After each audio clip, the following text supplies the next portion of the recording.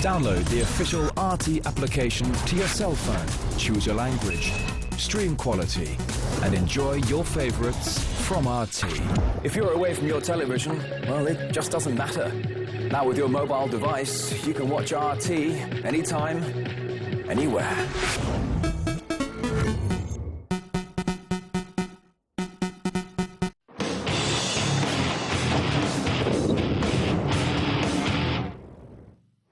On September 11, 2001, 3,000 world citizens were murdered, and 3 buildings in New York's financial district were completely demolished, leaving behind a toxic cloud of dust that filled the area for weeks.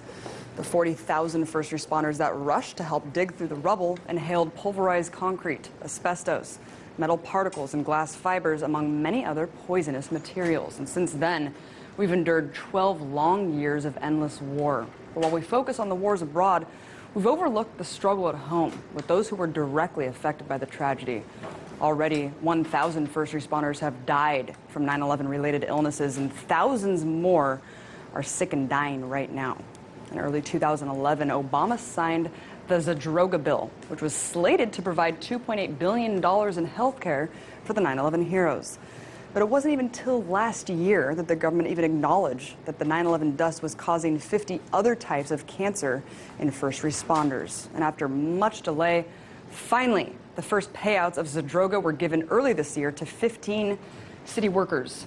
But what about the thousands more that have applied for compensation for their illnesses? To talk to me more about the struggle the first responders are facing today and how the upcoming sequester cuts will affect their payout, I'm joined by RT correspondent Anastasia Churkina from our New York studio. So, Anastasia, it's been hard enough for the first responders to even apply for the funds. What's going to happen to the Zadroga bill once the sequester takes effect? Well, Abby, let's try to break it all down. It's a little bit complicated. Like you just mentioned, the compensation fund is made up of $2.8 billion of compensation program, as well as an extra $1.5 billion for treatment programs. That is $4.3 billion. And the way that the U.S. government acquires this money basically flows in from visa fees and fees on foreign companies that have federal government contracts with the United States, but which the United States does not have federal contracts with in return.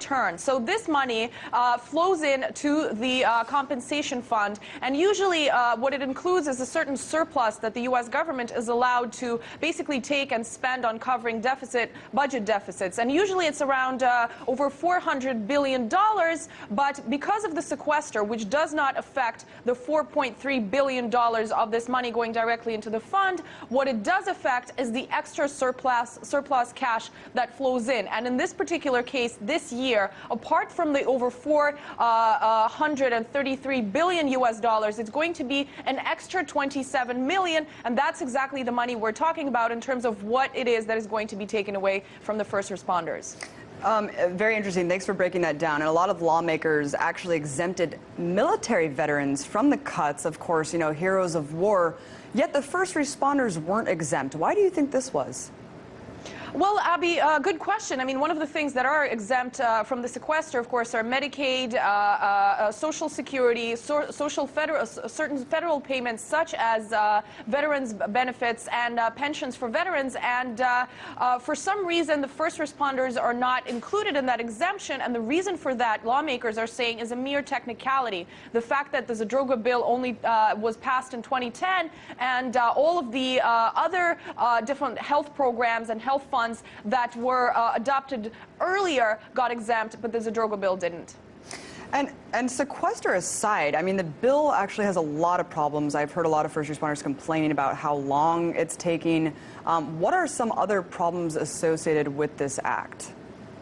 That's true, Abby. I mean, certainly first responders have been very disappointed with the way the whole situation was conducted. I mean, first of all, it did take over 9 years for this compensation fund to even be put together. A major concern is that the fund expires in 2016, leaving only a couple of years for these people to get money. As we know, thousands of people are eligible for the money. A major concern is not only are the numbers of people incredible, not only is it taking forever for people to start getting this money money. Like you mentioned, it's only beginning to trickle in. In January this year, we saw only 15 firefighters get money, and they only, I have to mention, got as little as only 10% of what they were announced to be receiving. So really, it's a very long process, and people are concerned mostly that because it's taking so long, the people will just not be around once the money eventually finally makes it to them.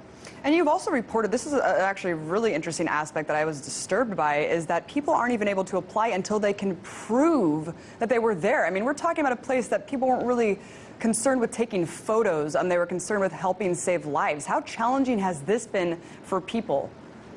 Right. Well, Abby, I mean, this has been a whole struggle in itself. What you're talking about there are volunteers, specifically people who basically just abandoned whatever they were doing on September 11th, 2001, and just fled to ground zero to give a helping hand and see what they could do to help the situation out. And what these people, because they are separated from first responders, firefighters, and police officers and so on, they do have to find proof. And this is where it gets tricky, is because the proof they have to find, officials are asking for 2 witness testimonies, basically writing out in extreme detail why these people were down there, and that these witnesses, under threat of perjury, promise that that particular person was in fact volunteering down there. And of course, as you understand, I mean, these people weren't down there to socialize, they weren't there to make friends, so it's very hard to find some sort of witnesses like that. And for lucky people who do have, for example, a photograph with someone, or maybe 2 photographs, officials are saying, well, you know, maybe this is Photoshop, this is not good enough, and unfortunately,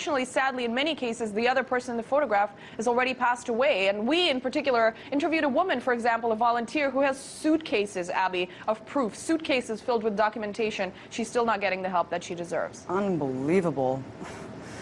And Nastia, to wrap this up, I mean, let's go back to the day itself. I mean, EPA Chief Christine Todd Whitman at the time said in a statement that the air was safe to breathe, just so Wall Street could be reopened for business immediately following the attacks. They knew that it wasn't safe to breathe.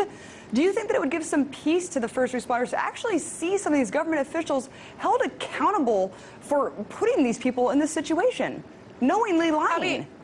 Abby, I think it absolutely would give them peace. You know, many of the first responders and the volunteers we have spoken with over the years, having covered this for so long, is, you know, all they are asking for is for officials to say, look, we understand that we screwed up. We understand that we should have told people that the air was safe to breathe. And also, they just want to hear a simple thank you and have that be reflected in not the negligent behavior and treatment that they're seeing from official when it comes to receiving the money that they need, but just in general being treated with respect, and also seeing that not just on words, but also in deeds. Thank you so much for breaking it down and for covering this very crucial issue that's being totally underreported by the mainstream media. Anastasia Churkina. Thank you, Abby.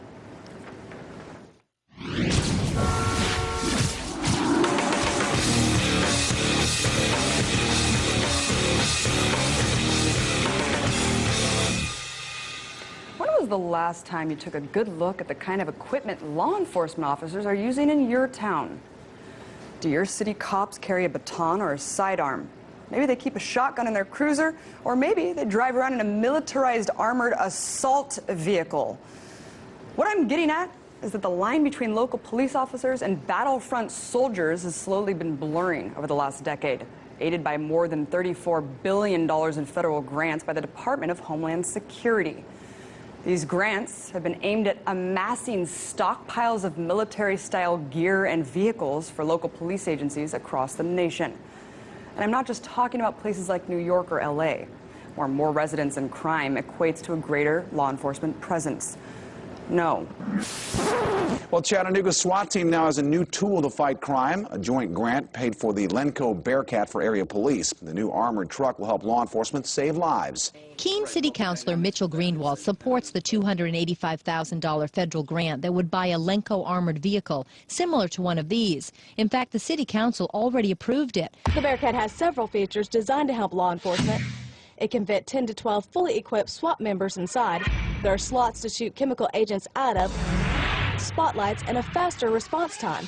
An outside intercom system allows negotiators to work closer to the action. What you just saw is a perfect example. It's towns like Springfield, Ohio, who've been arming their sheriff department with $20,000 in war toys that are usually reserved for the front lines of Afghanistan. or other small towns that are picking up big guns for their local police stations. Chemical agents, a spinning turret, and military armor. Yeah, because that's exactly what small town neighborhoods need.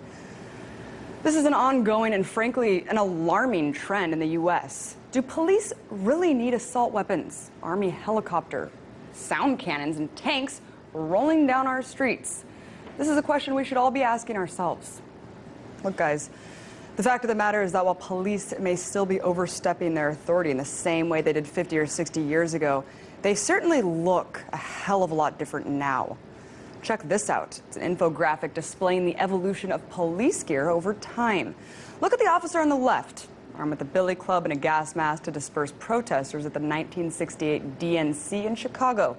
From there, you start seeing the more stereotypical police outfit we've grown more accustomed to seeing today, armed with a sidearm and radio like officers wore during DC's Million Man March in 1995. But over the last few years, the military surplus that's poured into local police departments have officers today decked out like the cop on the right, which is what they wore during the Occupy Oakland crackdowns in 2011. Yep, cops who look more like they belong in a set of Star Wars than they do on our streets. They're fitted with body armor, Kevlar helmets, flash grenades, tear gas canisters, rubber bullets, tasers, and shotguns. So, when did police go from being peace officers to stormtroopers? It's not like dissent in America has really evolved that much. Here, check out these protesters from the DNC in 1968, the Million Man March and Occupy Oakland. Other than Technicolor, they pretty much look the same. What this trend really signifies is a slow transformation into a military police state. We now have police dressed like Army Special Forces, driving armored tanks and holding assault rifles, the sight of which alone is enough to terrify innocent people into submission. The militarization of local police departments is not only changing the way peaceful communities once looked, it's also bringing the battle mentality to our neighborhoods. We may not see police as a threat to us now, but when peace officers are geared up like soldiers, they'll eventually act like they're going to war.